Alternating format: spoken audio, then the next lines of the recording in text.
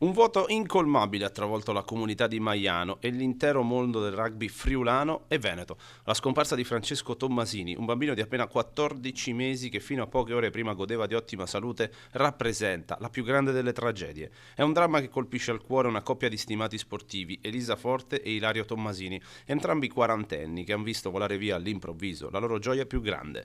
Tutto è iniziato domenica quando Francesco ha manifestato i primi sintomi influenzali. Nulla che potesse lasciar presagire l'imminente catastrofe, sembrava un malessere stagionale.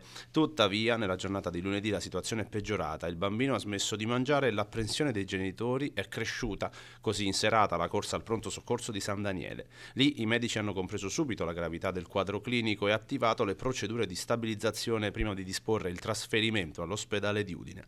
Nonostante il prodigarsi dei sanitari, il cuore del piccolo ha cessato di battere intorno all'una di notte. Al momento si cercano ancora le cause con i medici che non si sono sbilanciati.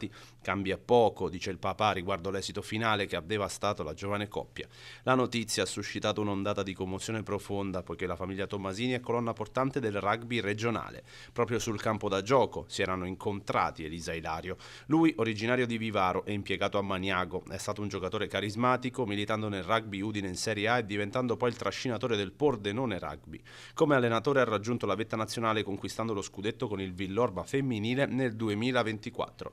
Lei, originaria di Maiano, ha condiviso la stessa gloria sportiva, essendo stata una delle atlete simbolo del Villorba con cui si è laureata campionessa d'Italia nel 2019. Oggi queste due comunità sportive si stringono attorno a una madre e a un padre che attendono risposte dagli esami clinici mentre affrontano l'ingiustizia di un destino che ha strappato loro Francesco troppo presto.